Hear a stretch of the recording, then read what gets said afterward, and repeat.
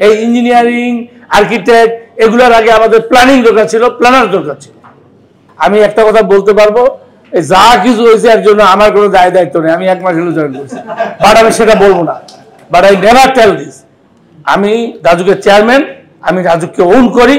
আমার যারা পূর্বসূরি তাদের ভুল ভ্রান্তি সবগুলো আমি ধারণ করি। দিস ইজ, আমি ওন করি, এটা রাজুকের ভুল, এটা কোনো ব্যক্তি বিশেষ বললে হবে না। আমি যেখানে আসি সেই জায়গাটাকে ঠিক রেখে আমি সামনে আগাতে চাই। আর সেটা করতে গেলে আমি আমার থিওরিটা বক্তব্যটা হলো, এটা হবে একটা বাসযোগ্য ঢাকা নগরী যদি আমরা করতে পারি, তাহলে আমরা অন্তত ভবিষ্যৎ প্রজন্মের কাছে কিছুটা মানে দায়মুক্ত থাকবো আর কি। এই ইঞ্জিনিয়ারিং আর্কিটেক্ট এগুলোর আগে আমাদের প্ল্যানিং দরকার ছিল, প্ল্যানার দরকার ছিল। হ্যাঁ, তো কাজে আমরা এইভাবে পিছিয়ে গেছি। বাট আপনাদেরকে আমি বলবো যে অ্যাকচুয়ালি কেউ তো যে শিশু না কাঁদলে মা দুধ দেয় না বলে না, তো আপনাদের কিন্তু আপনাদের অধিকারটা আদায় করে নিতে হবে। এবং আমার মনে হয় যে ড্যাপের ব্যাপারে এক্ষেত্রেও একই জিনিস হচ্ছিল, আপনার কিছু তো অধিকার আদায় করতে পারতেছেন এবং পারবেন ইনশাল্লাহ। আমাদের সবারই আইন না মানার একটা প্রবণতা আছে।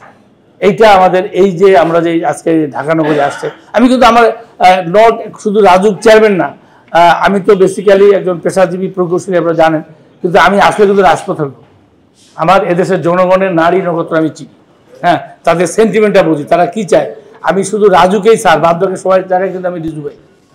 হ্যাঁ, তো কাজেই আমি কিন্তু অ্যাকচুয়ালি এই জিনিসটা বুঝি। কাজে আমাদের সবারই A to Z আইন না মানার একটা প্রবণতা আমাদের ব্যাপকভাবে আছে সব জায়গায়।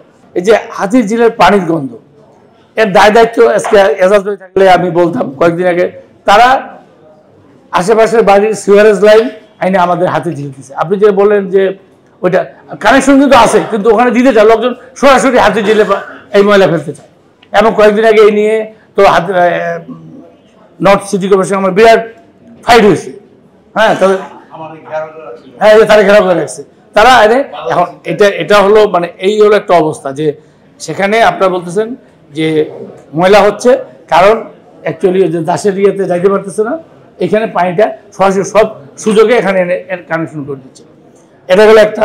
আর একটা হলো, এটাও একটা আমাদের প্ল্যানিং এর অংশ। এটা আপনারা বলেন না কেন, আমাদের এই হাতির ঝিল কি বা এই খালগুলো কি এরকম বিচ্ছিন্ন ছিল? এটা তো সংযোগ ছিল নদীর সঙ্গে। এইটা যদি আমরা করতে না পারি, এটা যদি বহমান না করতে পারি, এটাকে বদ্ধ জলাশয় রেখে আপনার কোনোদিনও এই দুর্গন্ধ সরাইতে পারবেন না। কম বেশি করতে পারবেন, কেমিক্যাল দিবেন, সেটা আলাদা রিঅ্যাকশন আছে, তাই না? কিন্তু আমরা কি এই প্ল্যানিং করতেছি যে এইটাকে আমাদের নদীর সঙ্গে কানেকশন করতে হবে, যেটা ছিল অতীতে?